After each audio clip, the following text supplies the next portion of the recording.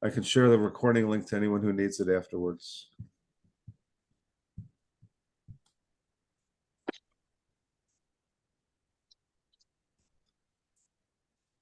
So Bob, I'll let you do the introductions, then we'll get started after that. Sure, we're going to start. So thank you all for joining us today. This is Bob Burke. I'm with IEEE Region 4, which is the area that covers the Midwest in the United States. I asked Mark Werweth here, who was the clinical professor of industrial engineering at Northwestern, as well as the director of the engineering management program, if he could put together a panel discussion on the transition from engineer to manager. So as a full disclosure, I am an MEM alum. I graduated in 2003, 20 years ago now. It's amazing. Goes by like that. It goes by like that. I've been a project, right now my current position is I'm a project manager at Black & Veatch, which is one of the largest engineering firms in the world, working on utility and battery storage systems. So I will turn this over to Mark and he can introduce the panel members and we can get going. Thanks, Mark. Sounds good. Thank you, Bob, and thank you all for joining us today. I know it's a Saturday morning. It's a beautiful, cold Saturday morning in Chicago. We've got 5 panelists with us today. All 5 of them are MEM, Northwestern MEM students or alum. And frankly, we have 4 students. All of our students are experienced engineers. They come to us with about 3 to 5 years of experience. The MEM program is really designed to help mold and shape engineering leaders. We take experienced, high quality engineers from around the world, and we train them in various aspects of business management and leadership. So with kind of a metrics and analytics twist. So the analytics becomes kind of the foundation of how we manage. We've got, again, 5 panelists today. I was going to start with Sushita and have Sushita introduce herself, as well as basically talk about your background a little bit in terms of, why did you choose to be an engineer and why did you find the engineering field attractive to you? So Sushita, why don't you start and then we'll go down the list. Okay. Thank you, Mark. Thank you, Bob, for this opportunity, actually, because I think it's a really great session and it's really great to have this kind of platform to not only present our views, but also for the students and for the people who want to know about it. So I am Suchita and I am from India. When as a child I was always intrigued by technology and electrical engineering. This was something which really got to me. So this is the main reason that I was inclined towards electrical engineering, and I chose to pursue that at NIT Kurukshetra, which is like one of the top colleges in India. So post that, I worked briefly at Alstom, where I was involved into the traction part. I worked on the underframe layout designing part for smart metros, which helped to basically reduce the design time for the metros. And after that, I worked as a project manager for ONGC for the past 4 years, where I did the engineering part and I also managed the projects right from the start, maybe the planning, the scope, and the execution, awarding the contracts, and everything related to projects. So, yeah, it was a very good experience because the experience which I had in ONGC actually got me and made me more focused towards deliverables, and I really learned a lot there.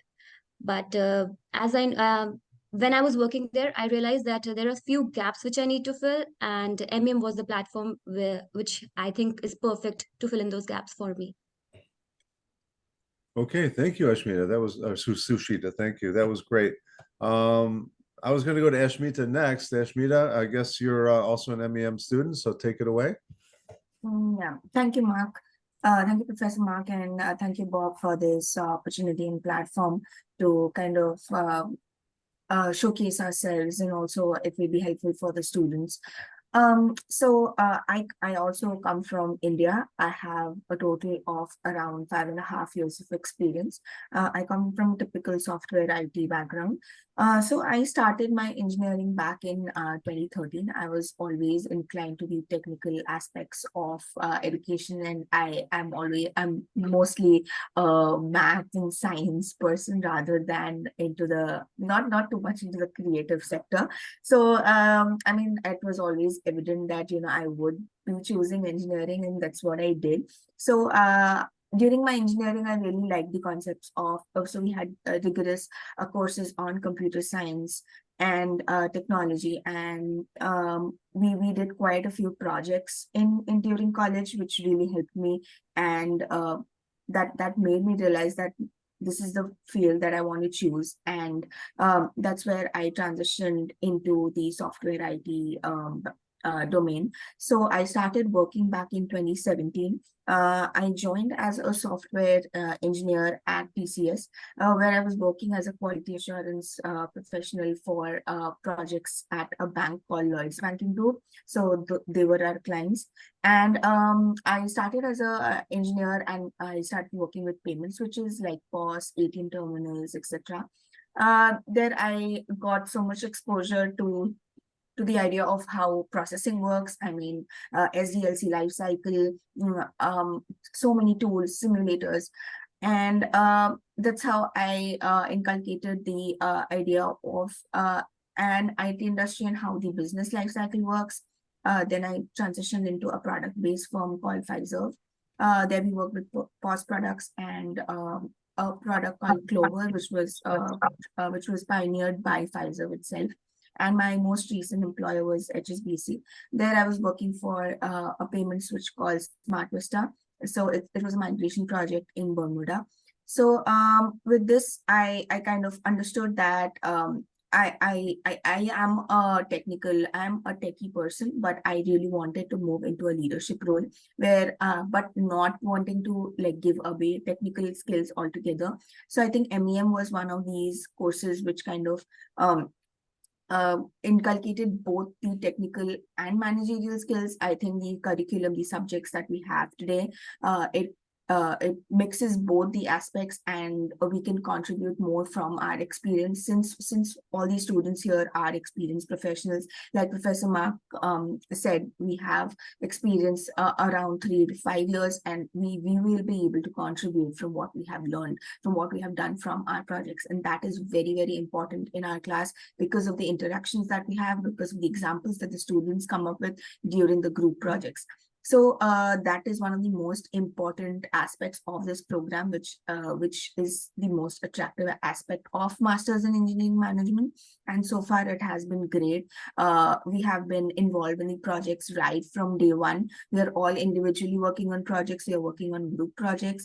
And it just mixes both the idea of technology and management. And also there are like several other groups and organizations and clubs that we can join. So I am frankly a board member of the Women in Research and Engineering. So that is again a platform where we kind of showcase women fostering technology and being the best in the fields that they are. So I think this program in the past in the past 6 weeks has been very, very insightful, and I have just been being offered the best of what an MEM program can offer. Well, that's fantastic. I didn't know you were part of or leading the Women in Research and Engineering. Tell me more about that. Is that a group that's part of the McCormick School of Engineering or something outside of it? Yeah, so basically it is a student-run organization. The president of Advisor is Anushri. So she's a PhD student, or she's a 5th-year PhD student in the physics department. And this club is specifically run by graduate students, by graduate women. So we have events manager, a general board member, and a creative team. So we will mostly organize events related to women in the field of technology technology and engineering. So like last week, we kind of hosted a small Halloween theme party, not a party per se, but a get together. And we called Professor Allison. So she's the she's the assistant professor at the physics department in the Northwestern University. So she's in she's doing a research in astronomy. So that's how she kind of showcased her work. And we invited like a bunch of students. We sent out invites and we got around a turnover of almost 40 attendees in the event. And we also had a pumpkin painting. So it was just both. And I mean, that's the point. I mean, we want to bring about this change and kind of showcase women in technology and engineering, and kind of bring forward students and give them an idea that how it's being done, but also make the event fun and insightful. So yeah, I mean, that's the whole idea. And I just joined the club. I mean, I applied once I came here. It was back in September, and I got yeah, I mean, I became a board member in the end of September. So it's been like a month. That's great. You're showing your leadership and developing your leadership skills right from day one. So I think that's fantastic. I would Thank you encourage so you much. to maybe join forces with SWE, the Society of Women Engineers on campus, and maybe Right. do something to outreach to the younger women, perhaps the younger women who aren't even in college yet, the high school women, Right. and see if we Yes. can get them excited about careers in engineering. Yes. Next up, I've got Ji Zhang. Ji is also an MEM student. I'll let you go next. Take it away. Okay. Thank you, Professor. Thank you, Robert, for giving me this opportunity. First, the question why I choose my undergraduate major. My undergraduate major is civil engineering. Back to 2010, China was built. China's real estate was developing really fast, and we needed to build a lot of apartments, houses, and also Chinese government is trying to build the best highway in the world. So in that background, a lot of students choose civil engineering as their major. So that's why I choose civil engineering as my undergraduate major. And after that, I entered a real estate company and working as an assistant engineer for about 2 or 3 years. And then I got a chance to get promoted as a project manager. Working on the construction side. You manage the whole construction, and you're gonna deal with a lot of construction teams. Meanwhile, you have to do the you have to deal with the government, and also have to do a lot of cross-department work with different departments in your companies. So I'm dealing with a lot of people. A lot of people actually are much older than me. So this experience gave me a lot of management experience. And I gradually realized that I'm ready in like this kind of management job, dealing with all kinds of different people and listen to them stories, experience, views about the world. I really like this kind of stuff. So this really gave me a overview of what I want to do in the future. I want to do more things about management. And so after 3 years management experience, I did about 4 major construction projects. And I wanted to do more. I wanted to do a lot more things about how to run a business, more things about the marketing, accounting, have a broad view about the whole business. So that's why I want to come to MEM to learn that kind of stuff. So that's basically a very simple introduction about myself. Yeah. That's great. Yeah, I mean, we don't get that many civil engineers in MEM, but I think those that do find quite great value in it. And obviously, a good portion of what you're doing is managing people, as well as managing processes, managing projects. Yeah. And I think, in a sense, you can get all of that covered in the curriculum in MEM. So yeah, exactly. Thank you, Ji. That was very good. Next up, I was going to have Asghar Aligo next. Asghar is a little bit different in that he graduated, I want to say, close to a year ago. I mean, it's been quite a while. And he's also probably at the time, he was one of the most experienced students we had in the program at the time. So Asghar, I'll let you take it away. I know you're in Austin now. You're working for Google. I'm sure your story is going to be of great interest to people. Thank you, Professor Mark, and thank you, Bob, for having me here. So just to start with a little bit of my background. So I'm an engineer, like graduated in 2010 in electronics and communication engineering. So engineering has been always like a curiosity. So I was initially interested in pure physics and math. That was my core interest, but eventually I pivoted to engineering because that's what most of them do in India. So uh, so eventually I ended up in engineering, but as I did like the courses that I took in the engineering classes, and also I was initially interested in the space science domain. So accordingly, like after my graduation, I worked briefly for a automotive company called Delphi Automotive Systems. So this is the electronic division of General Motors, so which got spinned off, and then like they had their own separate entity, and now I guess it has become something called as Aptiv. So here I built like electronic control units, which are used in cars for controlling the control systems like powertrains, anti-lock braking system, and the likes. And then like I took a break for 2 years. So 2 years I was just not working and then exploring the world. So this is for mainly for preparing for some of the exams in India, which we call like as a civil services exam. So here we study like diverse subjects like world history, geography, economics, polity, and whatnot.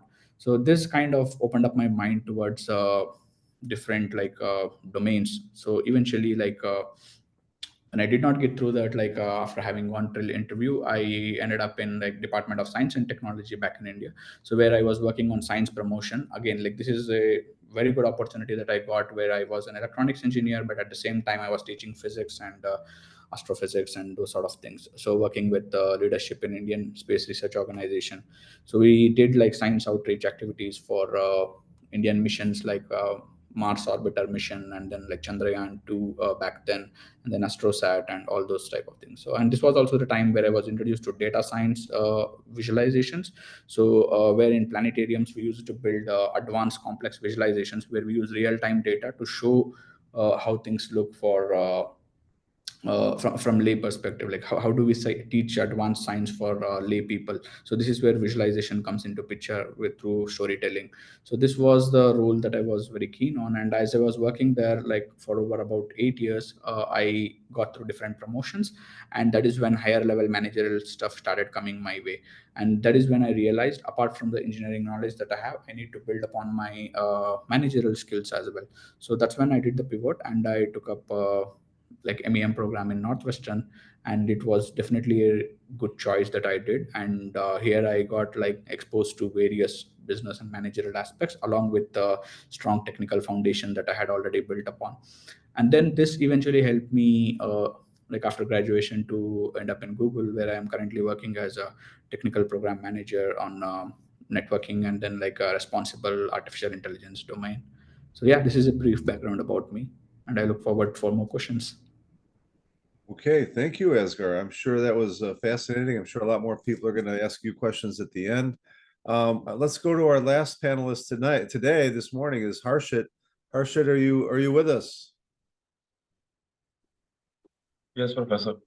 Okay, great. I'm glad you were able to make it. So the question, I guess, is why did you choose to be an engineer? What's your background, and how did you find yourself going into management?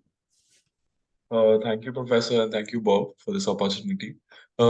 Basically, I was fanatic about cars from being a child, and I used to fancy cars and how the development of cars, and I used to always think that it's one of the greatest human gifts anyone can ever give to the mankind. So, running more into that, I wanted to go ahead with automobile engineering, but then I realized that why limit myself just to automobiles? Why not just machines in general? So I then carried on to pursue mechanical engineering, and my end goal was always to work for an automotive company and then progress into that. So that is why I chose mechanical engineering, uh, studied, and then the funny part was after I finished my undergrad, I joined into an IT company. I mean, not typically IT company, but my profile was more of on the IT solutioning side. So it somehow got interested, and I worked there for around 4 to 5 years. And then when I was working and progressing in my career, I think I would resonate with Asghar that I started getting into more of the managerial stuff and started handling the team. So then I realized that along with your technical skill set, there is Also, you need to understand the managerial aspect as well as the business side of the organization. So then then I thought the need of having a management degree and stumbled upon Northwestern's MEM, which is the best thing. I think I have taken a decision right now. So yeah, that is when I decided to pursue MEM and up my game and managerial skills as well as business side from a technical aspect. All right, thank you. So let's loop back around to Sushita. The next question I have is really about, why we talked about why engineering, but now I guess the question is why management? Why did you choose management, engineering management? And, did you have good leadership role models in your history, in your background, in your experience that maybe helped influence you into becoming a manager or a leader? So Mark, what actually happened is that as an engineer, the thing which has been pointed out to us in multiple classes as well, we tend to be more functional. Like we're more driven towards the technology side and towards like fulfilling the functional aspect of things. And management is a quite a different aspect which needs to be incorporated in everyone's mindset, I guess. So while I was in ONGC, I was actually an electrical engineer, but the kind of work which I did was more towards the management side. And because I had to like manage so many teams and I had to deal with vendors and having exposure to this kind of job, that is when you realize that what is the missing aspect, right? So that is that is something which happened with me. Like when I was there, because there used to be a struggle there at times. I'm trying to like manage the vendors, manage the projects, and meet the deadlines. But that is when you realize that okay, you have to have something. So when I was in ONGC, we had our there was a for the young executives there was a panel which was being chaired by our director. So when he in that session itself, he spoke a lot about the leadership, about like how to handle teams, and that is something which really intrigued me, and that really got me inclined towards actually think about it. I was actually it was actually a combination of both the things, my work plus that meeting itself. So yeah, I think that had a great impact on me, and this is when I decided that yes, I should be looking for roles towards management. I have to like back up my management skills. So for that, that is when I decided to pursue an MEM. And yes, when I decided to pursue MEM, I applied for a few colleges, and I got into Columbia, Cornell. But looking at the program which Northwestern offers, I think it's like the best. So yeah, and from the project perspective, I think it's the best choice for me. So that is why I pivoted towards MEM in Northwestern. Sounds great. No, that's a great story. So that leader that was sitting on the panel, was he would you say he was a positive influence on you? Do you think would you say you admired him, or was he just kind of checking a box for you? No, Mark, actually it was more like the kind of aura he had. Like the like we when before that session, there were multiple presentations which were being given by different departments, and the way he caught everything, because it seemed like he had a grasp over everything. He was handling everything so well that it hugely impacted me. Like being a leader, it showed me that okay, you have to, if you have to be a leader, you have to be someone like him. Like everything was so very easy for him. So that is yeah, yeah. Well, I'll give you a little hint here. I think it's the leaders that make it look easy. I'm not sure that it always is easy, but I think making it look easy and making yourself comfortable in your own skin, making yourself comfortable with your own beliefs, your own understandings, your own knowledge, and just being confident. I think people need confidence, especially in uncertain times. And I think what we can all agree, we're entering, if we're not already entered into uncertain times. So that was fantastic. Thank you. Thank you, Sushita. Asmita, same question for you. What made you go towards management? And was there somebody that maybe influenced you into management? Maybe somebody you admire, or maybe somebody you want to not be like?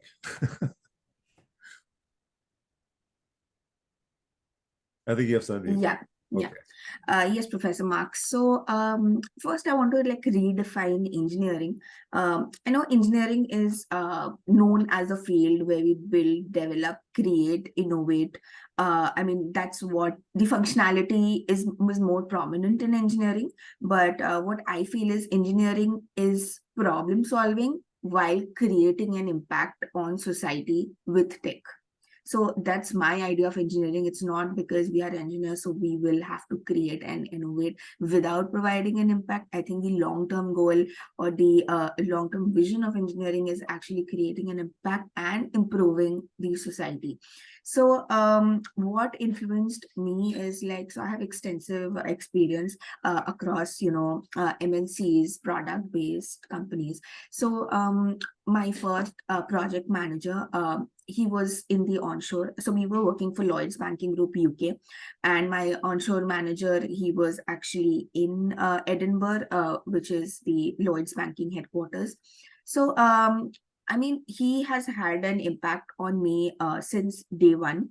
So he was a very approachable boss, which usually we do not get during our first jobs. We are usually intimidated and we don't get to be so transparent with our leads. But I think the way he conducted our stand-up meetings, the way he conducted the project deliverables, I think it was commendable. And he was also from a management background, so he did his engineering and then he pivoted to he got his formal education from a college in India, and then he transformed into a leadership role.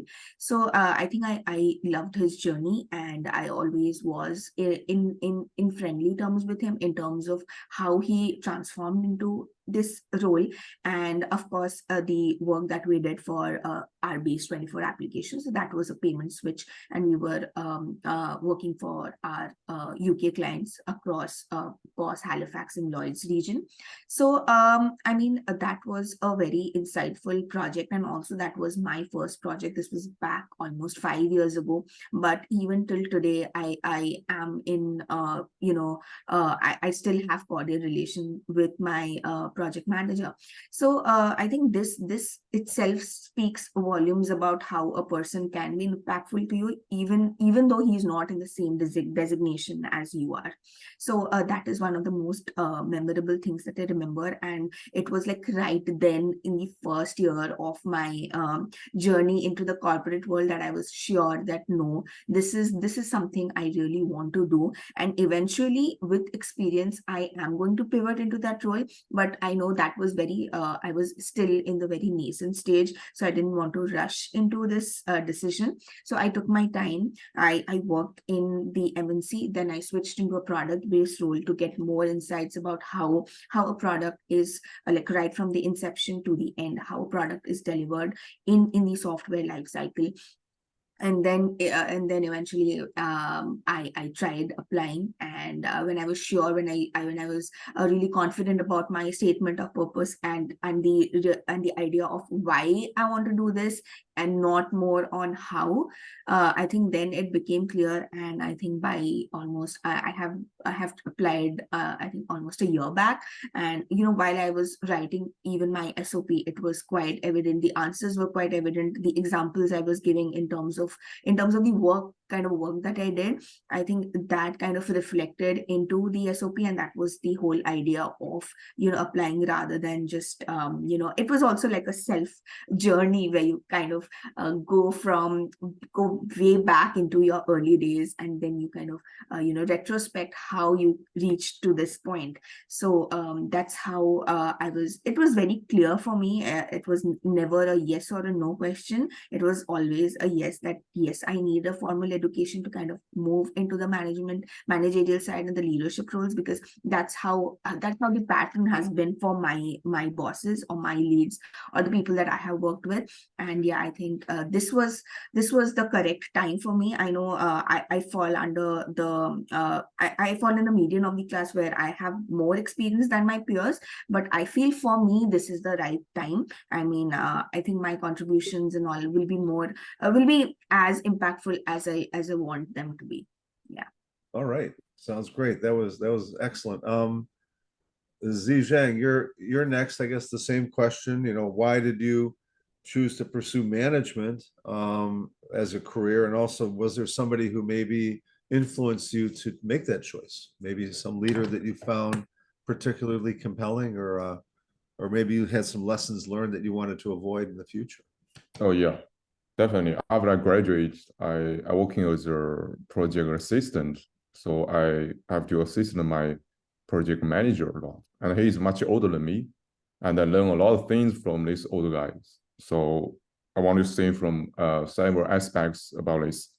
So the first thing I learned from him is that the way he talk to people, communicate with people. And, you know, as a manager, he was trying to tell me that you are a manager, you are not like a technical guy, things stuff like on the construction side. For example, you have some structure, that kind of programs, that kind of program, you are not the guy who is going to provide a solution for it. So you find the right people who can fix this program and you present this program to your company. So he gave me the idea is like being a manager is more like you are being an organizer around the whole team. You are not doing the technical part. That's really a small part of the whole business.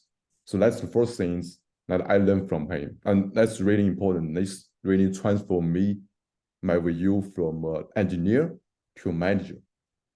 So yeah, that's the really important part. And the second part is like, I learned from him is like being a manager, you have to do a lot of trade-off, have to balance a lot of things. Because sometimes when you make decisions and you have to like do a lot of trade-off, you achieve this, you maybe have to lose that. So you can be perfect. But as an engineer, you always want to be perfect.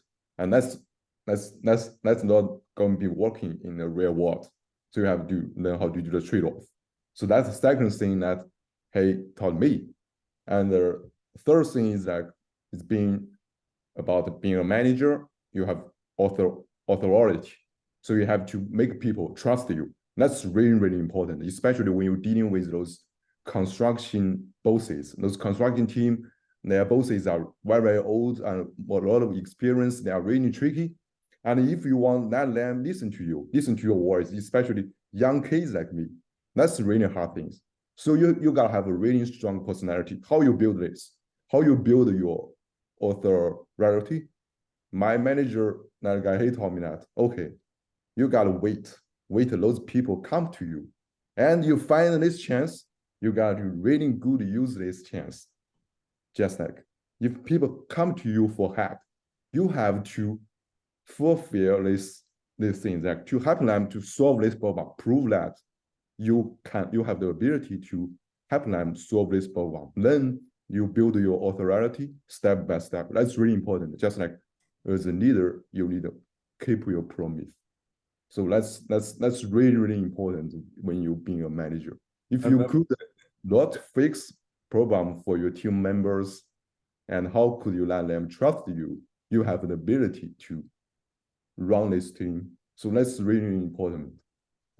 And the last part, I think, is as a manager, you should have a board with you, because you are the guy in this high position. So like those people are not in this high position. They don't have this board with you about the whole business. So you have to learn from part A, part B, part C, part B, part F. So those guys are in different parts, okay, different departments. So you have the board with you about how all of those things run together, organize together, collaborate together. So you should make a plan for them in advance, because you are the guy in this high position. Company give you the power, give you this opportunity to be in this high position. That means you have to make a plan in advance to organize them together. That's really fantastic thing. Yeah, I mean, sometimes it feels like make you be in this position and give me to have to be thinking as a manager, and kind of give me this kind of feelings like when I was an assistant, I don't have this chance. Okay, but now I was forced to be in the manager position. I have to think in that way. So it's kind of like being in this position forced me to thinking like a leader, thinking like a organizer, that kind of things. So that's my view about this kind of things. So basically, I learned those four things from my manager. Like this old guy, really touched me a lot of things. I mean, that's something I want to share today. What I like is the way you broke down the elements and the pieces of what it takes to be a good leader. It seems almost like an engineering formulaic approach, right? We learn about formulas, we learn about Oh yeah, want to be equations. perfect. That's not good. Yeah, right. What? I mean, the equations and formulas don't necessarily apply to people, but you actually have a very methodical approach to what a good leader should be, which is yeah, good. yeah. And what I'm noticing too so far is a pretty good trend where a lot of the leaders are also teachers. They're teaching, they're sharing their philosophy. They have a Oh, pretty strong right, exactly. message, right? Mhm. So there's a teachable point of view that comes across as a leader, right? I think Jay Schwartz in the chat, if you guys haven't checked out Jay's very good insight about leadership, you know, you lead people, you manage things, right? That's effectively what he's saying. We manage Mhm. budgets, we manage logistics, we manage equipment, but you have to lead people. People will follow a good leader, and they Yeah. may not follow a poor leader. So thank you, Jay, for that. I guess Asghar, I was going to go to you next. You were a leader and a manager before you even came to MEM. You were a leader and manager back home in India. And so far, what I've heard from almost everybody is that they didn't necessarily choose management. Management chose them. Is that what happened to you? Yeah, I would say yes and no to that. Like initially, like as I said, like while preparing for civil services exam, so this exam, like the aspiration, it's an aspiration which half of or more than half of the population of India keeps. So being an civil servant in India, it's like a highly respected job. But what do they exactly do? So they manage. So essentially, they manage the whole country eventually. So this is something like where I moved towards management, but because I was already in the role, so that actually gave me opportunities to manage programs, manage people like whom I was working with. So this essentially kind of like it played a dual role. So one side, like I went towards management, and then like at the same time I got opportunities to be in management. So in this opportunity, in this role when I was there, like I got to interact closely with as I said, like people in the leadership position in Indian space field. So one such person was Dr. A.S. Kiran Kumar sir. So I worked with him. So he was the chairman of ISRO. The way how he led the team, the way how he inspired like people, like that was something which was always like motivational for me or inspirational, I would say. So as Jay said, like it's more of leading people rather than managing people. So that's exactly he epitomized it. So that kind of influenced me in how my outlook towards people turned out to be, or like people whom I work with turned out to be. And it's mainly helping like for instance like giving credit when it is due, and at the same time like taking up responsibility when something doesn't go wrong. So like that, like Kiran Kumar sir learned it from his seniors like APJ Abdul Kalam, who was the president of India eventually. So this type of examples, when I was surrounded with this, kind of instilled in me a management outlook, which was definitely something like it's a continuous learning process. So it's not that like I can exactly define this is what management is, but it's like continuously evolving, like how we interact with people. Like it is more of an informal like relation apart from the formal designations that we have. So this influences how it gets carried away in the work that we do. So eventually that's the objective that is to be achieved in the work. So this type of uh, experiences made me more interested towards management, I would put it. So because I have resources, but how do I leverage these resources that I have? It's not only the resources like money or like opportunity or those sort of thing, but the people around me. So even whether it is MEM Northwestern program, so the people around me defined how my experience of the program is going to be. So apart from whatever I learned there, so at every opportunity I saw some management lessons in the campus, be it. So even in my, like as you said, like even before coming to Northwestern, there were some opportunities where I led things, and then like led programs. So it's a continuous journey, I would say, which I'm still learning as I'm seeing people in my office like who have defined the field, or rather industry leaders, so who invented internet and protocols related to them. So I get to interact with this type of people and hear from them. So when I see how they lead people, how they use the opportunities that they were blessed with, so that is a lesson in itself which I'm like continuously learning. So that way Yes, there are two parts to management. One is the hard technical skills, and then like the soft skills of how we interact with people. So both are equally important in achieving the goals of be it an organization or be it of any other thing. So this is how I got interested in management, to answer your question. And some people like who influenced my like inspiration, motivation towards managerial roles. Got it. Okay, all right. Thank you, Asghar. Harshit, I'll let you close this section up. How did you get into management, or why did you choose management? And was there somebody who maybe you admired who was a manager who inspired you to go into management? Yes, so I think I have a two-faced answer to this. So on the first phase, I would like to elaborate on the jobs and responsibility I started getting when I was currently working. And then that made me realize that, yeah, I mean, we are from technical background, we know certain thing, and technical is good, but understanding the business aspect of your organization, understanding actually how the dynamics in and around work, and how are we able to survive in this cutthroat world is actually gave me a perspective that yes, limiting my reach to technical things will not be good, and to understand how the world works in general is to have knowledge about finance and other aspects as well. So for the leadership part, yes, just like others, I was again inspired by my leadership team and my next manager. So I am again blessed to I was blessed to have a good manager for my first job role as well.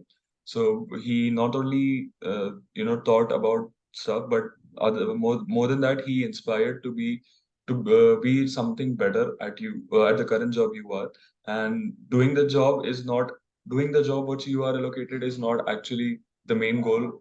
And it should be into the main goal of your life is that what he taught us, and he used to inspire to think about the stuff or the job at hand in various perspectives and various dimensions. So yes, then I thought that since I like to be I like to be in the technical field, I thought of joining NU's MEM program, which teaches to be, which helps you to have managerial skill set, but with a technical background. And I guess, so yes, I thought of joining this program. Well, that kind of leads us to the next set of questions. So I'm going to make this next question basically kind of a jump ball. So I'm not going to ask for each of you to answer, just whoever is interested or has a good answer can just jump in.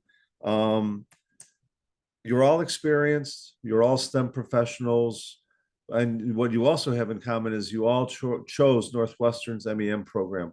Why a formal MEM program? Why not an MBA? Why not a certificate somewhere, executive education? Or why not just skip it altogether? There's a lot of managers who don't have formal management training. So why formal management training? Why MEM? And why Northwestern? Sushita looks like she wants to jump in. So go ahead. Yeah, Mark, thank you. So actually, I would like to answer this question in parts. So the first part is why not a degree certificate or why go for a formal degree when it can be done like that? So very recently, I wrote an article as well on LinkedIn about this, like the kind of experience which you are having here right now. It's not just about leadership, it's about managing your life as well. Like we are getting involved in so many team activities. We have to manage our time. We have so much on our plates, like we are doing multiple things at the same time. So this kind of experience, I think it's prepping us for what's there to come. And it is unfathomable, like what would have we done if it were not for this experience? Because it's kind of like it is preparing you so much for what is about to come. And without this kind of experience, at least in my opinion, I would not feel myself like so prepared if it were not for this experience, right? And secondly, why not MBA? Like all of us said, like we are engineers, we are the tech people. We were so much inclined with our technical um, inclination that it's very difficult for us to give up that technical zenith inside us. Like we want to stay rooted to that. So this is something which is not which is like which is like forcing us to remain in that background, but at the same time gain some management experience as well. MBA is a whole lot of pivoting from engineering towards the management side. And I'm not saying here that MBAs don't have that understanding, but I think we are a perfect blend of having the technical knowledge and the management side as well. So we'll be able to understand more like what's going on the technical side. So this is something which I think MEM people have an edge over the other people. That's great, Sushita. I guess I was thinking myself about how hard I worked to become an engineer, how hard I worked as an engineer in the field, and to go and learn management and to abandon all of that made no sense to me. I wanted to integrate the two.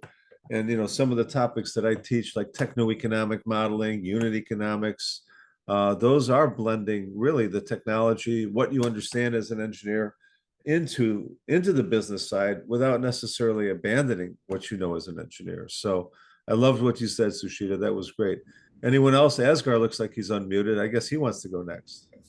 Yeah, Mark. So the main like way how the world has evolved in the last few decades, it's more of systems interactions.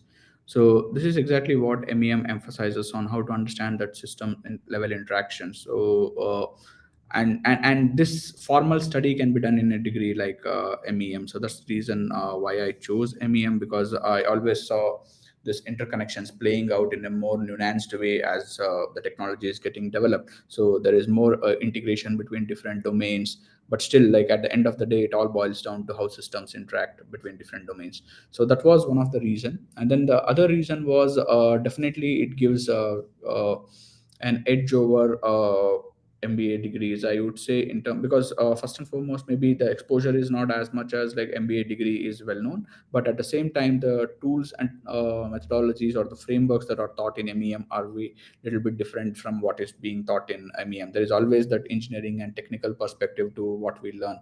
So that is something like which definitely is like something which attracted me towards MEM degree there. And then thirdly, I would say that if you have some problem, like you immediately jump like, and you're very comfortable using these frameworks with the data that is generated or be.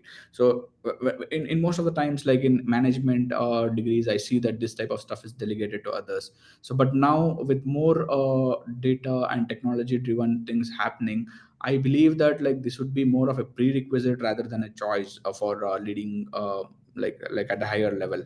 So you need to understand like how the insights are continuously evolving, and then like what tools to be used. And there is like so many tools that like what to be chosen in the right way. So this type of things will always be requiring some technical knowledge along with managerial skills. So one such example is for instance, like I'm currently working in responsible AI. So the responsible AI field, although yes, like managing like the development of this field or the work that you are doing in this field definitely requires a managerial skill, no doubt about it. But at the same time, the field itself will have like so many technical concepts, and not only just the engineering related ones, but also how it integrates with other streams, like whether it is anthropological developments, or whether it is the sociological like insights or the political insights.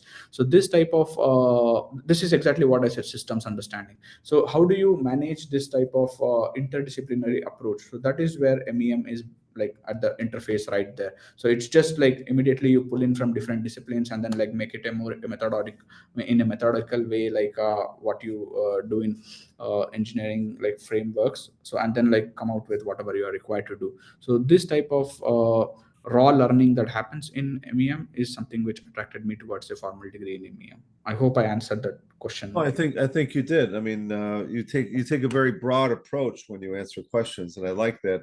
You've always come across to me like the Renaissance man of MEM, who has a broad knowledge of a lot of different areas, who can communicate and understand in these different areas, think horizontally as well as vertically, to be able to do that technical deep dive and also understand the connections, whether they're ethical connections or whether they're leadership issues.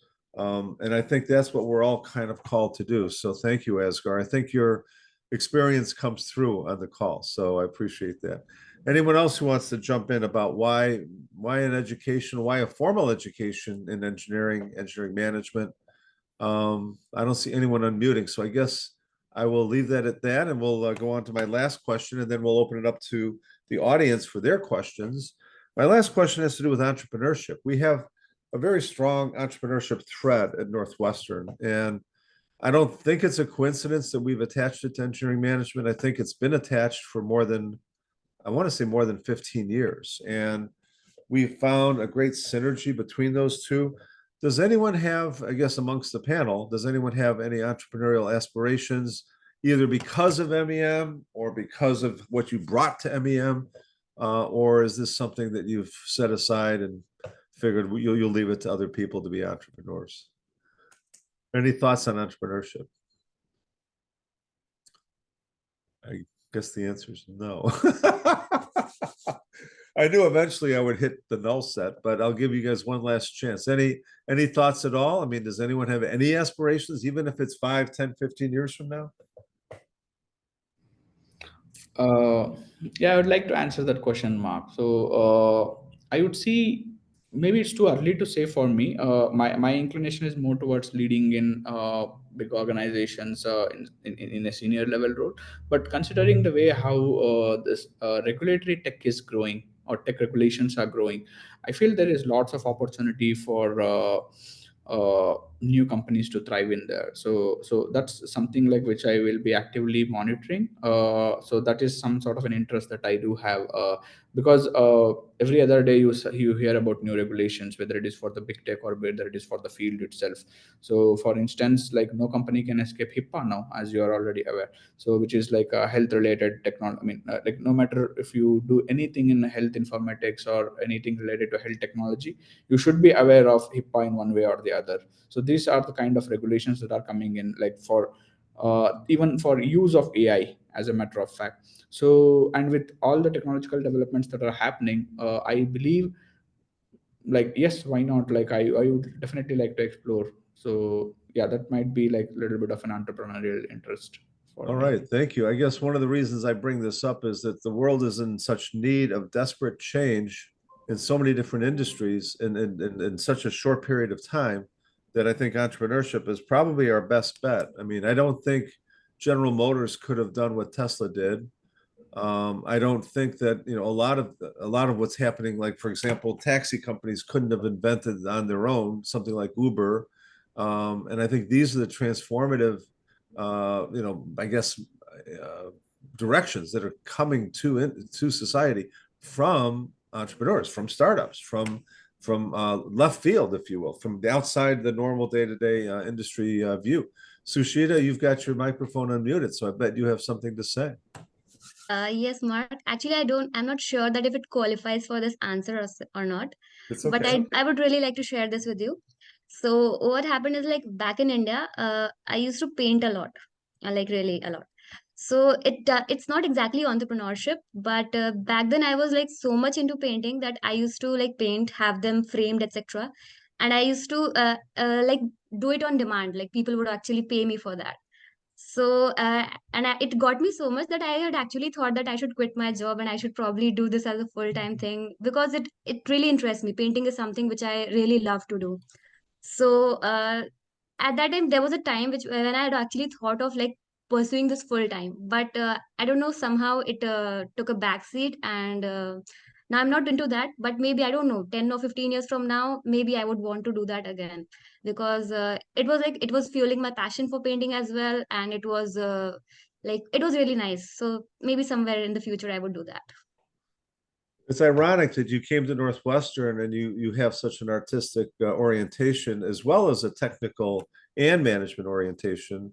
That kind of thinking is something that my former dean, who just recently retired as our dean, which was like what, 3 months ago, Julio Otino, wrote this amazing book, and he was a real, I think, kind of a pioneer in terms of exploring this intersection of engineering and art. And he was a true passionate believer that really the future is understanding the nexus, or really the intersection of some of these, what seems to be very different fields of interest, fields of study. And that intersection is where the creativity and the innovation and the opportunities will lay. So if you think about, you know, something like Facebook, right? What is Facebook? It's psychology combined with IT, right? It's the psychology of what it is that motivates us, what interests us as human beings, as well as the IT of bringing that to a worldwide audience instantaneously at no cost with zero friction, right? So I think you're certainly in concert with what Julio would believe, and I would recommend people check out the book in the chat if you can afford it. It's not a cheap book, but it's a fantastic book. It's got a lot of great art as well as a lot of great insight as to this nexus, as he calls it. Any other thoughts on entrepreneurship? I think Ashmita, you've unmuted, so I think that might be a sign that you want to say something. Yeah, I want to explore entrepreneurship I mean, what I hear and the kind of projections that we are seeing. I think India is going to be the next big thing. So even we learned this in our project management class by Professor Birju Shah. So, we are actually building product from scratch, and, it's a very, very insightful course, and we have done all kinds of, right from scratch, we're making MRDs, designs, PRDs, wireframing. So we are getting the aspect of how a product is created from scratch, but we also kind of discussed with him regarding our products, and in a one-on-one session, he was like, India is yet to be explored in terms of entrepreneurship, and if you guys can implement even 1% of what you're learning here in there, you guys are going to be like billionaires. So yeah, I mean, that was a very funny take, but I think that is actually true. And also it is I'm stating a fact. So in the past 2 years, we have had Shark Tank seasons in India. So that's a new show. And we have got a very closed look into the kind of sharks that we see, who are the CEOs of earphone companies, who are the CEOs of pharmaceutical. So I think even their journey, now we can hear about their story and their journey in podcasts and all. And also seeing that show, I know it is a reality show, but it also gives an idea about how people from even middle class backgrounds have started a business from scratch, and today they're making so much revenue and money just from the very basic product, bridging the gap between the consumers and the need in the market. So I think that is kind of very, very inspirational in India specifically. And I do believe that entrepreneurship in India can be explored, and I do want to get into that, but yeah, not immediately, because I think I have a hell lot of learning to do before that. But yeah, hopefully one day. So I want to thank you all. The panelists have done a great job. Ajay, did you have something about entrepreneurship or something else that you want to? Yeah. So I want talking about these things because back when I was in China, back to 20 years ago, China was developing so fast. So there's a lot of entrepreneurship things there. Because most of those construction bosses, actually they are really less educated, but they make success. They have their own companies, you know what I mean? Well, I deal with a lot of people a lot. I listen to their stories a lot. So this kind of things, this kind of experience gave me an idea. Maybe one day I want to do my own business like them. They don't have much experience. They don't have much education, but they still succeed. Because definitely this is the result of the development trend, because China was developing so fast by that time. They have all the opportunities. So let's give me some thoughts about entrepreneurship in the future. So one thing I'm thinking about is that it's getting harder compared to 20 years ago, maybe 30 years ago, because our society is so developed. So there's only some big companies, okay, not like 20 years ago, 30 years ago. That's why small companies, we are competing with each other. Okay, we are fighting with each other and trying to find out who are going to win in the end. But now there's only big companies. So it's really hard for small business, run your small business and get a huge success in the future. So that's one thing I'm thinking about. So another thing is that we don't have much confidence in entrepreneurship, because the thing is we don't have much experience, how to run, just start your own business and this kind of resource. Yeah, because it's really, really hard. Just like I said, this society is so developed, like 20 years ago, 30 years ago. Yeah, I can understand that. Okay, another part I want to say is that my view about entrepreneurship is that you can just like, okay, I want to open my own business and you can start working on it. I mean, that's hard.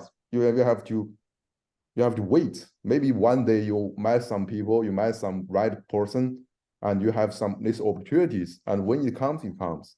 So that's my philosophy about this. I mean, I want to run my business and do something like, okay, work for myself, not for other people else. I mean, this give me more creativity and this driving me to working really hard for something that I can make a achievement. Yeah, it's kind of feeling, but you gotta wait. It's really easy. I think by waiting, you certainly will reduce the risk.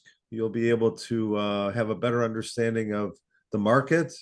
The entrepreneurs are already out there, the potential suppliers, your network will build and grow over time. Yeah, that's what I'm does make asking. sense, Yeah, how right? we going towards this kind of goals? How we gonna do in the future? Do you have any suggestion about this? Like this society is so developed, so not much chance for young people, young kids like us. Okay, this is unfair, but that's the truth. Okay, but how we gonna overcome this kind of situation? Well, I gotta say it almost the other way around. The older you get, the less likely you are. I mean, after a certain point, the less likely you are to start a business. If you've got a mortgage, if you've got a family, if you've got children, you've got all these commitments that you have to service, you're less likely to take the chances. So the one dimension we haven't talked about across the board yet, but the chat is starting to talk about, is this whole idea of risk, right? So if you're an engineer, the thinking is, well, I've got technical skills, they're in demand, I have low risk in terms of entering the job market and being able to hold on to a job, right? I think that's true up to a certain point, and then after a while, your skills atrophy, right? Yeah. The kids coming out of school have skills that might be stronger than the skills of the people who came out of school 5 or 10 years ago, right?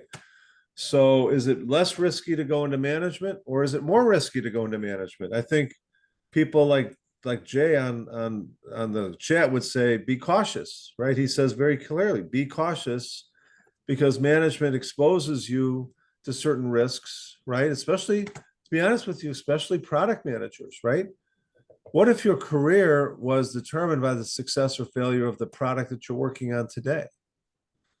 What if I told you a large number of products fail in the marketplace? And does that mean that you will wind up failing because your product failed, right? Yeah. So in that sense, is it riskier to stand still? Is it riskier to move forward into management? And is it riskier still to move into entrepreneurship and to start your own business, right? That whole continuum that looks like it's risk increasing, but sometimes the status quo is riskier than moving forward. So any thoughts on that? I guess either Xi or Asghar, you're both unmuted, so. Yeah, Xi, would you like to go on that first? Yeah, I'm done. I'm good. He's done. Asghar, you're next. Sure. So I would say it is always like staying stagnant is more riskier than like venturing into something like where you have an opportunity to add impact. So definitely, as you grow higher, management exposes us to certain risks. But at the same time, if you have skills enough and if you're confident in the skills, and then like continuously updating them, definitely that's something which, even if you fail, you will be confident enough to overcome that challenge and then move forward with it. So I don't think we would have landed on moon or like developed like technology to have a global internet if someone would have not taken the risk in past. And likewise, the new products that you are speaking about, there are different frameworks, but I would like to give some tip like or a suggestion like which we always like great product managers have. So there are the problems that society faces can be classed into two categories. So one is like foundational problems, another is derived problem. So if your product targets the addressing of the foundational problems, say for instance Uber, so there were taxi companies, there were like other means of transportation before even Uber came. But what did Uber do? Integrated that fundamental need of travel in a convenient way through technology and then like solve the problem. So that is why Uber flourished. And what did Amazon do? Exactly the same thing, but using leveraging technology to do that. Yes, as you try to address them, there has to be improvisation that should be happening continuously. And if you call that as a risk of failure, then there is a risk. But at the same time, that's exactly what entrepreneurs are for. So they are ready to, they have the appetite for the risk is way too high. And if someone doesn't have an appetite for risk, I don't think they will be making a good entrepreneur. So having said that, as you go higher and higher, to keep developing your skills, keep learning from opportunities or the failures that would be coming our way, which is definitely going to come. But our mindset towards this should be defining how we should be progressing. So whether it is management or whether it is entrepreneurship. So that risk-taking appetite should be there, but this risk should be more calculated, is what I would say.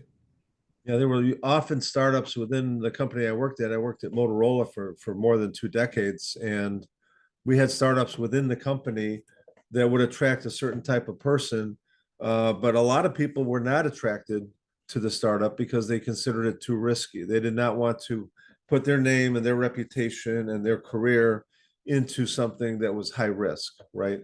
Until they realized that the business they were in was in high risk. So I think risk assessment is, and risk management in particular, is a active process that's ongoing and it's perpetual. So you're going to spend your lives in risk management. And you know, your careers and your futures might actually be far riskier than mine. You know, if you look geopolitically right now, there's probably never been this much risk surrounding us as a world. So that continual process of saying what's riskier, to stand still or to move forward or to leap forward or to take a step in a direction that's unknown, right? I'll give you one last story and then I'll open it up to the audience for questions. A friend of mine back 20 years ago or more was working for Accenture, and he was focused on Lotus Notes. He was a Lotus Notes expert. I'm sure the folks on this call don't even know what Lotus Notes is. You can maybe look it up on Wikipedia. It was a very popular integrated business solution, but he had a very deep understanding of how to write scripts and how to automate Lotus Notes in ways that nobody else could do.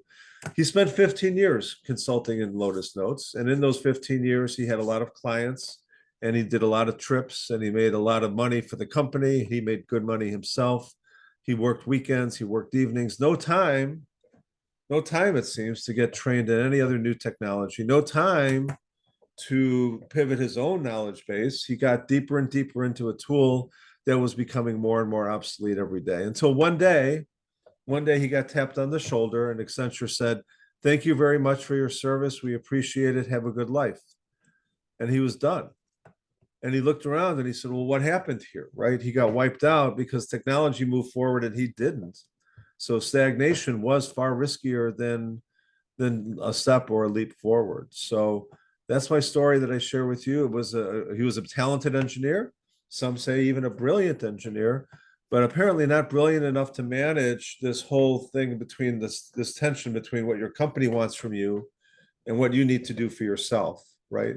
And that balancing of, okay, this company needs something X, right? Is that also good for me? In most cases, the answer is yes.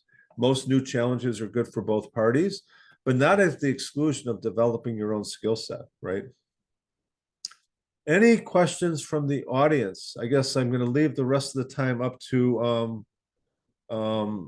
you know, the people online. I guess our audience members here. I don't know, Bob, did you have anything you wanted to say or jump in with? Bob Burke? You still with us, Bob? Yeah, sorry, struggling to get the mute button off. Okay. So hey, I'd like to talk a little bit about. I know, Mark, you've had some past discussions on this about credibility and credentials. So obviously, there's a lot of choices out there. When I was looking around for engineering management program, Northwestern, of course, stood out because of its reputation. What is the role of a degree from a reputable institution like Northwestern versus, say, an online program or, you know, or another program out there? There's lots of choices out there. I'll give my answer and then I'll turn it over to the students to see what their impression is. You know, any kind of degree program is more than just transfer of education, transfer of information. You can get information on the internet at no cost, and almost instantaneously. You can go to the public library and check out books. You can go to Amazon and download books, and all of those represent a transfer of information and transfer of knowledge to some extent, right? What you expect from a university is more than that, I would hope, right? And it would be a network, right? A network of alum, a network of professors, a network of current day students that you're plugging into. And if it's a small enough, tight enough network, these are people that will look out for each other. These are people who will inform each other and include each other in opportunities going forward, and maybe in some cases for the rest of your life, right? In some schools, I think in particular, private schools tend to be a little bit tighter than public schools in the US. The schools within the MEMPC, I know, are very well, integrated within themselves and to each other. So I think you rely on them for the reputation, I guess, as well. Will that degree, will that school be recognized around the world? So that's the reputation, the credibility that comes from that reputation, the network that I just talked about earlier. These are the things that I think are more than just the knowledge, right? More than just the information. Lastly, I think the experience that you get on campus with your fellow students, those impressions, that sense of understanding that is beyond just merely reading a website or reading a book, that kind of experience that you get working with fellow students that you carry with you the rest of your life, right? I remember some of the projects I worked on as an MEM student, some of the projects I worked on as an undergrad, right? As well as the projects I work on in corporate America. Those are the things that are just beyond just pure knowledge. It's that whole level of understanding, that systems kind of view that you can't really get from a book, right? So I guess I will leave it at that unless the students have anything, or even Asghar, if you have anything you want to jump in. What is the value of a school like Northwestern, knowing that it's a much more expensive option than some of the online programs and some of the certificate programs and some of the badges that you can get. I know Google's in the education business as well. So I guess I'm talking to a competitor when I talk to Asghar, right? So I would like to break down that question into three different categories. So first and foremost, the credentials of Northwestern, as you rightly said, Professor Mark, like the reputation or the recognition that you get is something like unparalleled.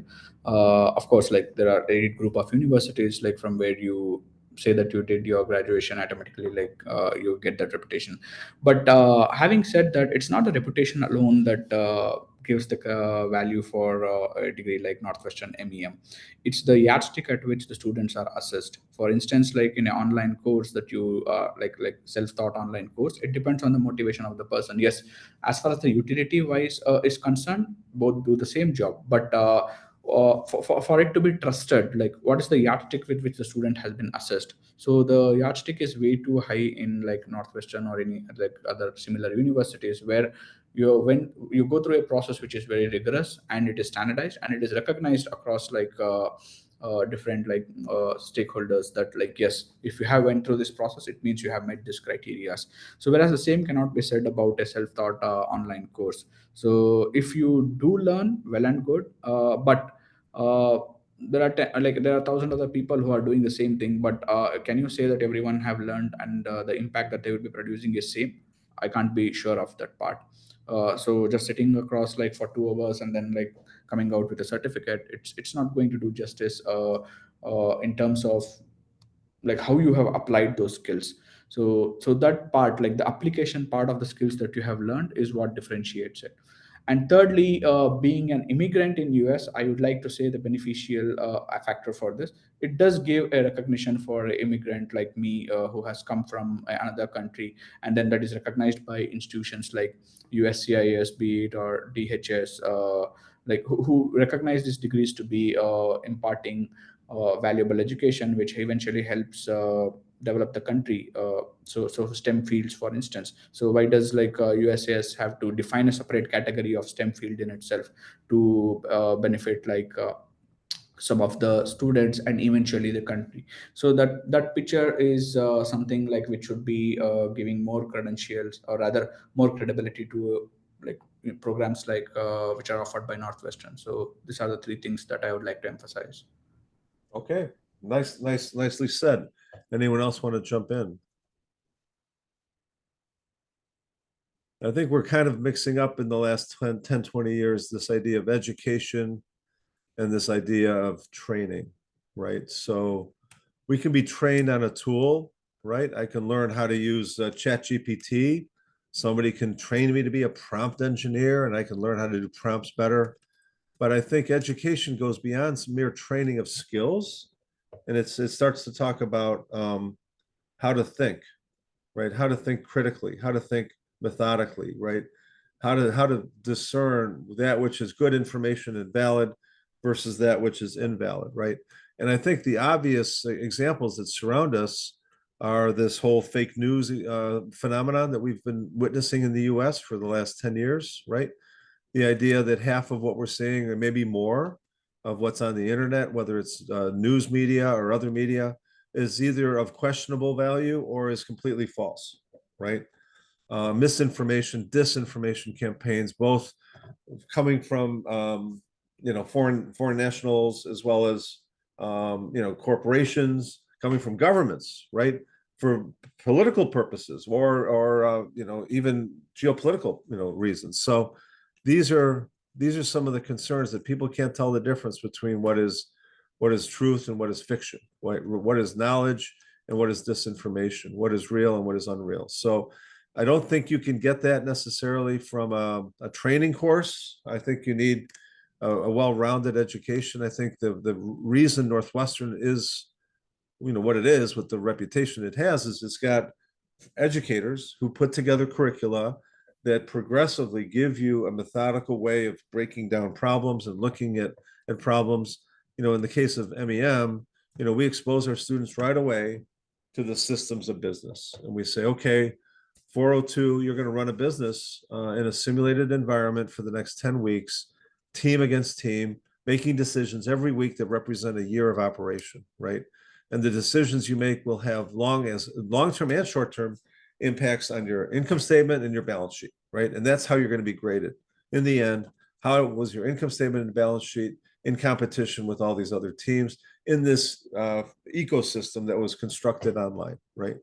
So you have this ability to understand the ripple effect that decisions have across the income statement and balance sheet, across the competitive landscape, across your market performance, right? And that understanding drives the desire to learn these other topics, right? Accounting, finance, marketing, the traditional topics that, frankly, in an MBA program, you get those first, right?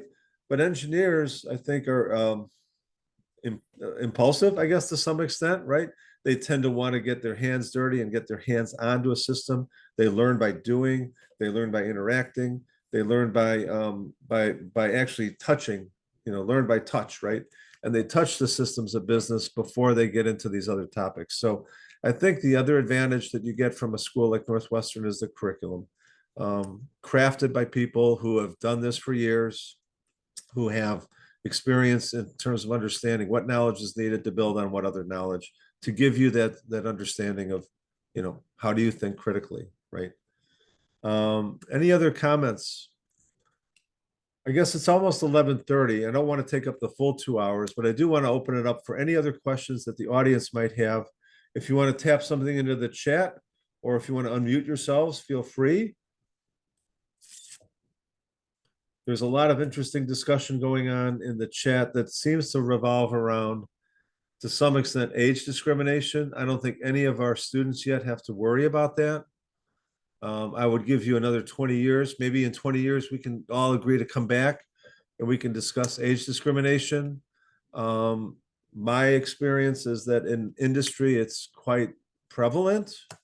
In academia, it's less prevalent. So some people might ask, oh, professor, why did you leave industry, right?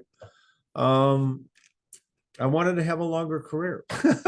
I wanted to feel that I could contribute in ways that were more meaningful, right? So being able to interact with students and to see them progress, and also not to be subject to as much of the potential age discrimination that I think is somewhat real out there. What else is going on in the chat? Learn leadership through the military, right? I mean, I use a lot of military examples in my leadership classes. um, any other questions? Hi, this is Jay Schwartz. Thank you, Jay. Thank you Just- for your inputs, by the way, on the chat. They've been quite interesting. Yes, thank you very much. I just wanted to say hi to everybody. And Mark, since you said you worked for Motorola in ham radio, not only do I personally own Motorola radios, the XPR series of radios, it's also we use them in our communication systems, our repeater systems, and we love them. Well, We absolutely love them. back in the day, we engineered them to last. And they as still opposed do. as opposed to today's, I guess, trend, which is engineered to be obsolete.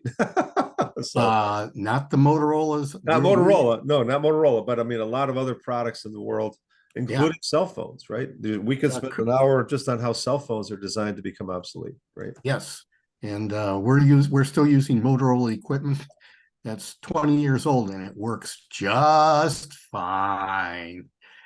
And anyway, as you can tell from some of my postings there to the students that are here,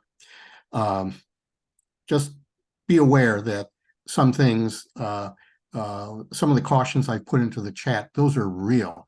I've either seen them first class, seen them up close and personal, or I've even experienced them. So just, getting continuing education is good, and I'm all in favor of it. And that has enabled me over the course of my career to advance. However, don't think that the company you are working for is necessarily going to take advantage of that or reward you with it, reward you for getting that advancement.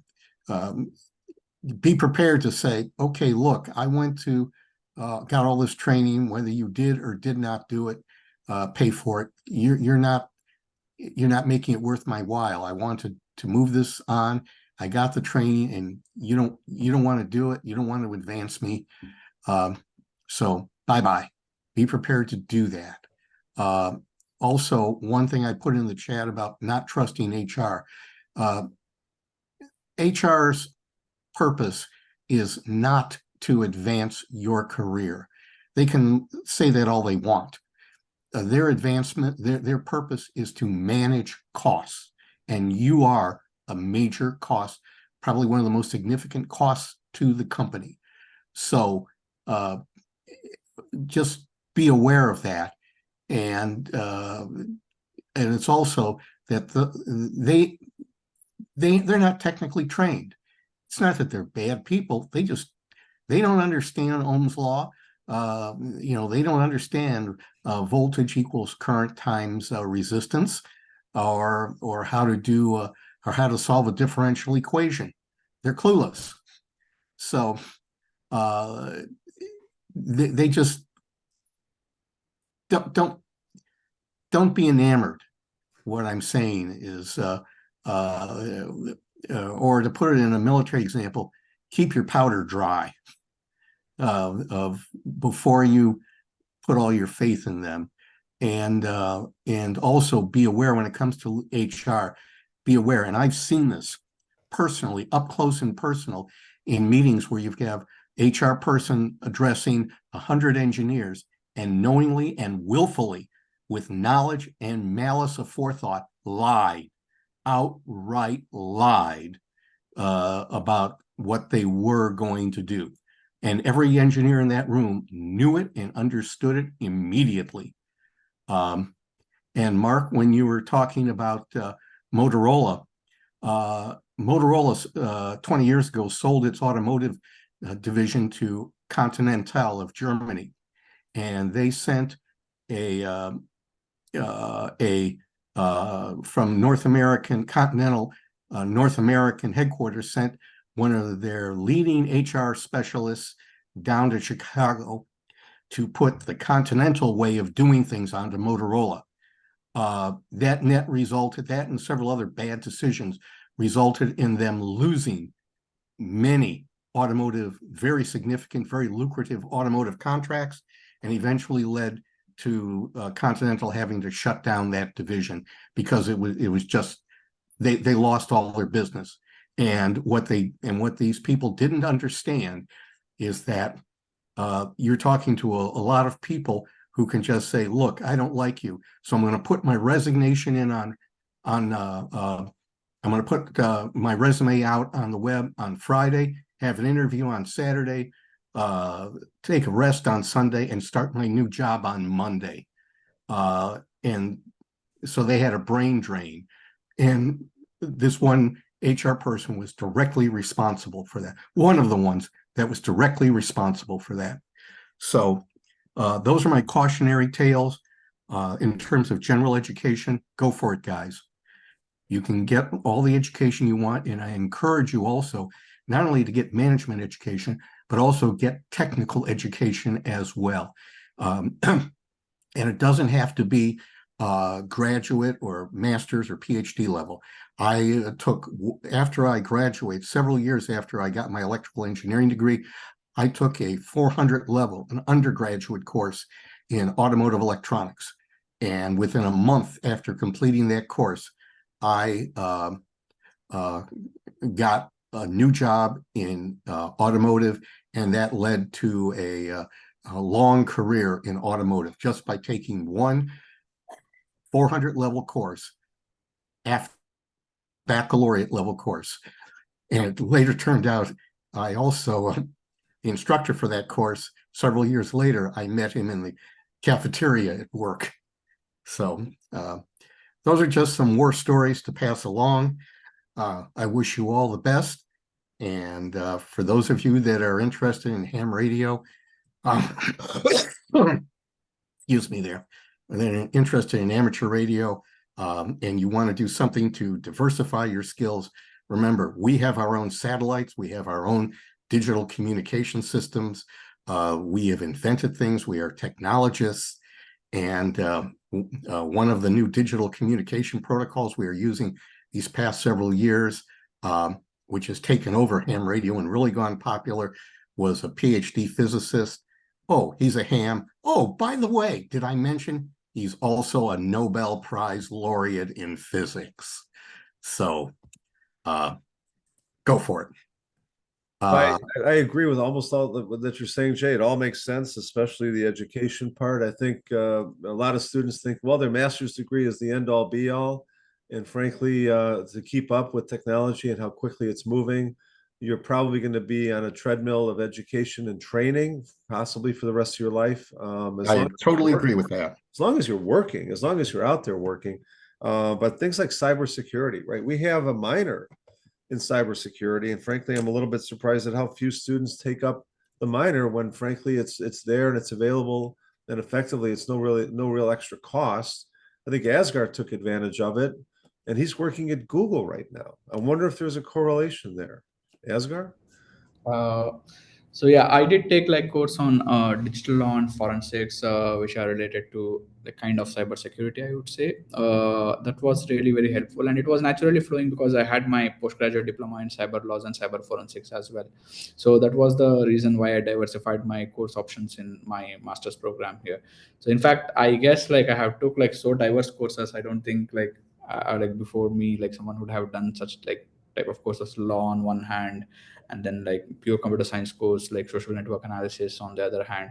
So this type of courses definitely gave a perspective which otherwise I would have not got. And yeah, I use them even to this day. For instance, like the courses that I read in like the one which I was mentioning, Introduction to Law and Digital Technologies. So this course introduced me to so much terminology that is happening in the tech regulation space that I believe like people might be not aware of this, but at the same time, they all are governing like how we communicate on like digital platforms, be it on the Zoom or be it on the LinkedIn or be it on any other social media. So, and then how companies that run these softwares are liable for like the content that is posted there. So So just one example I took like that. Like we have so many other examples, like, and so many other nuances that needs to be understood.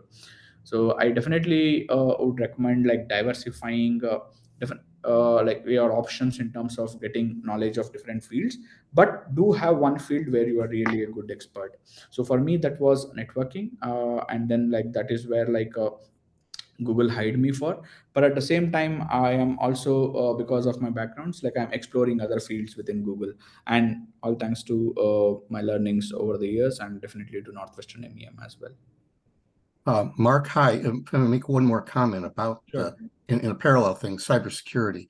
About a dozen years ago at the company I was working for, my current project that I was working on ended, and they had this new one in automotive cybersecurity from one of the major OEMs that they had to do, but they didn't have anybody in the department that knew anything about the subject. That included me.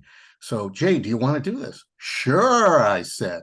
Absolutely. I didn't know anything about it then either. I knew it existed, but above and beyond that, zero. So I dove right in, and that led to a major career advancement for me. That was one of the it led to a major career advancement at that company and in another company. I took 2 projects from zero to job 1 in cybersecurity, and now that I am retired, I'm still active in the Society of Automotive Engineers in a cybersecurity role, and I have contributed to one of their standards, which has not only gone in the global automotive world, but is going global in the non-automotive world as well.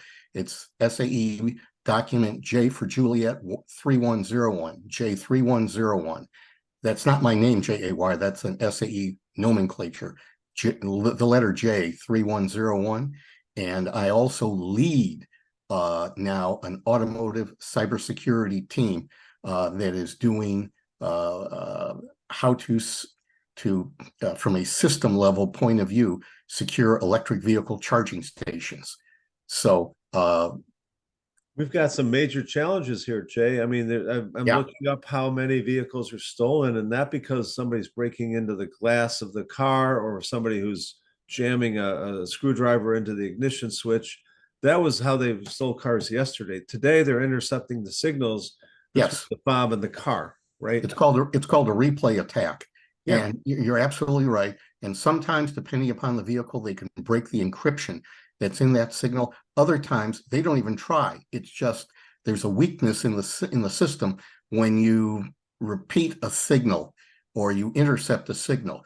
And the solution to that, by the way, very simple solution, is everybody, when you leave your car that has a keyless ignition system in it, go to Amazon, buy a Faraday bag. They're little, it's like a little bigger than a wallet.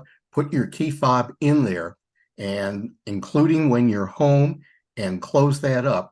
That way you will, it's a very easy thing. For $10 or $15, you can protect what we call a replay attack, or the signals between your fob and the vehicle from being intercepted and used against you. And that will force them to actually, if they want to steal your car, to break into it. So just Also, one little thing there. Try not to use your fob if there's anybody within a couple hundred feet of you, because they could easily intercept that. So Yeah. there's just a lot of common sense things we can do, but also just opportunities that are out there if you have a little bit of specialized knowledge. So one of our students learned Homer and Durkheim microgrid design by simply going to the DOE website, downloading that tool, learning how to do a microgrid design, getting access through one of our project teams to some data, and lo and behold, designing a microgrid for organizations like Argonne National Labs and Northwestern University and a few others. And that kind of experience and exposure allowed them to pivot their career into the energy space where they had no energy background at all, right? Sometimes learning something very specialized and very niche can open a door for you. I'm seeing in the chat where PE licenses, right? Some industries really value the professional engineering license, and that's certainly something that students should think about, especially civil engineering. So G, that's something for you to think about. PE licenses in the US are valuable. Certain types of jobs absolutely require it. Some industries have no interest in it whatsoever. I'm pretty sure Google would not require me to get a PE license, right? But some industries do, right? Depends, Professor Mark. Like if there is a civil engineer working in Google Roost team, then definitely he needs one. There you go. Okay. So, I mean, getting that as well as other types of certifications, we encourage an MEM CSPO training for people who do software development. I think almost everyone can benefit from that. Certified Scrum Product Owner, Certified Scrum Manager, CSM. So you can, or Scrum Master, I should say, CSM. These are all, you know, kind of current day certifications that I think would benefit almost any engineer. Any last thoughts before we drop off? Any questions, comments, suggestions? And this is Bob Burke. So one last thing. So I know the panelists, you know, from my perspective, are pretty young. So obviously, when I was in the MEM program, I was already seeing the tuition reimbursement from companies was starting to be reduced. I don't see a lot of it right now. So I'm kind of curious for maybe Mark, your experience with people in the program or the panel folks about, you know, for people who are interested in this or any other type of program, what kind of tuition reimbursement do you see out there? Going part-time in the evenings, this is what I did. It took a couple years to finish. Or going full-time as a full-time student, you know, the advantages and disadvantages of both. Obviously, with the folks here who are working, you kind of have to consider how you're going to pay for this and where am I going to get the time? So I can just jump in and say we still cater to a large extent the part-time student. The full-time students benefit from having part-time students sitting next to them in class. People who are working in industry in the United States sitting next to students who are full-time students from other countries. There's a mutual benefit that I think everybody benefits from having that kind of mix in the classroom. The part-time student can take up to 6 years to finish the degree, taking 2 classes a year. The problem with that is it's going to cost about $12,000 in tuition, maybe $13,000 per year. And they might only get reimbursed for half of it. Most companies in the US are only reimbursing roughly $5,000 or $6,000 per year. So unless they're willing to kind of ante up the other half or find a company that has full tuition reimbursement. Some companies have now kind of a hidden tuition reimbursement for those that are high potentials, people that are earmarked to climb in the organization, sometimes get better benefits than others who are not so earmarked. So we used to call them HIPOs, high potential players. If you are one of them, you should check with HR and say, okay, what kind of educational benefit can I get? Even so, right? Federal employees, military, they all get usually about 100% reimbursement. So they could literally take the entire program and get reimbursed by their employer.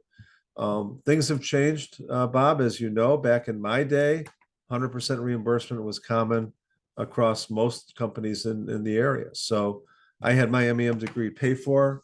Most students these days, the full-time students, have to borrow the money, or they have to get it from their parents, or they have to save the money and then come and get their degree. So the hope and the trust is that the job is there at the end of the tunnel, and it'll be a better paying job than what they left behind, and that incremental pay will help fund their tuition in arrears. So that's more or less what's going on. I guess Google is up to 12,000 per year. That's amazing. That would cover that. You could still finish the degree in about 5 or 6 years with that kind of reimbursement. So I'm sure companies would probably try to emulate Google if they could, right?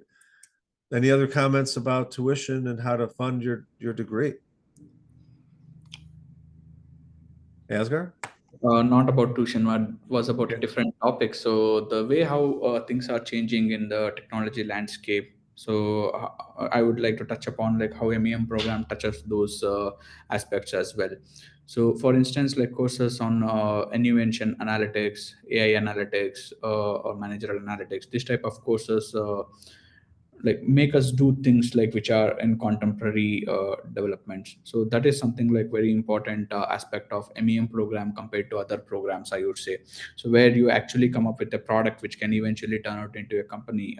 I guess like some of the students do have such projects, and they participated in VC funding competitions like Venture Cap, and they did win prizes. So maybe would you like to touch upon that, Mark? Like, because that is something like which I feel practical application of what we are learning, which is relevant for real world. Yeah, we do quite a lot of projects. We try to bring the practical implementations into the classroom. We bring practitioners into the classroom. I'd say the majority of our faculty are practitioners. So back in my day, when I took Northwestern, all of my professors were research professors. And a lot of the theory that was taught in class wasn't very easy to apply. Maybe for years, maybe never, right? So I would say today's MEM is so much different and so much improved over the past because we are teaching practitioners by practitioners, right? So the practitioners themselves are teaching and leading the classroom, sometimes with 30 or 40 years experience. Some of them are CEOs, CFOs of companies, CTOs. So we bring in people with a depth of knowledge, depth of expertise, and a depth of, I guess, responsibility that a lot of faculty and research, schools don't have. So I think Northwestern MEM is a little bit different that way. Our classes are all at night, in case I hadn't mentioned that before, so that the part-time student has the ability to take our classes on the ground, usually starting at about 6 or 6:30 at night. So in that sense, we do still cater to the part-time student, but we still also support the full-time student, and I think they both benefit from each other. So any other comments or questions? I think we should wind it up at this point, Bob. I don't see any other comments or questions. There's a lot of commentary about HR. I'll let you guys discuss that offline. I do want to say one thing about HR, and that is that their job is to look out for the company first, and you can understand that. And that means that they're protecting the company's assets and the company's initiatives over the individual. And I guess that can be both good and bad. I guess we can debate that in other forums. I want to thank you all for coming here today. If you're interested in Northwestern MEM as a program, our deadline for round one is December 15th. Round one is for the full-time students. Part-time students can start in any quarter, and they can certainly apply within 6 weeks of the start. So the next start for most students would probably be spring quarter. And I guess if you take 6 weeks from spring, that puts you into early January. So try to get your applications in by then. Otherwise, this video, as well as many other videos, are available on YouTube. Northwestern MEM has a very vibrant YouTube channel and a very vibrant LinkedIn page. So I would check that out as well. The LinkedIn page lately has been quite dynamic with lots of good content. I'm sure the students would agree there. Any other comments from the students before we take off? Just one thing for the current students, I would say is like the leadership opportunities that I got at Northwestern helped me a lot in my interviews. So I would say please leverage these opportunities. I guess Ashmita is already doing it. I believe if others do get opportunities, please do use it, because half of my resume that I submitted to Google had content from what I did in Northwestern, although I came with about 8 to 9 years of experience. So customizing it to the current needs of the industry, and then using it using the opportunities that that are available in clubs and societies, that makes a huge difference in your behavioral interviews. So Asghar, I don't know how you did it, but in 9 months in MEM, you seem to have an equal amount of content for your resume compared to the 8 years you had back in India. So I'm convinced you didn't sleep. No, You somehow cloned yourself, that there's different versions of Asghar running around and somehow able to do multiple things in parallel.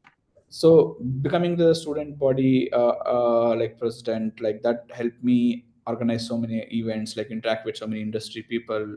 So that definitely kind of went into my resume. Apart from the position that I held, what I did also went into 3-4 points. So those type of things is what I'm saying. So for instance, if Ashmita is part of that women in like women's engineers group. So there, like maybe if you organize something with some industry leaders, what was the topic that can go as like one point of entry there.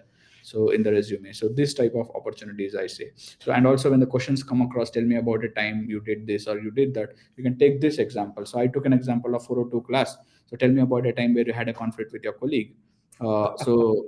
So yeah, I mean, like the strategy that we wanted to adopt, different teams had different approaches and different team members had different approaches. So how did we like do that? So basically emphasize the use of data, because this simulation tool allows us to have data. So using data, I got convinced that yes, if this strategy doesn't work, that will work. So this type of opportunities you get in unlimited manner in like a program like Northwestern MEM. So use this in your interviews left and right. I think that also speaks to, okay, you can take online certificates and online courses, and you can do a whole bunch of things to get, various awards and acknowledgements.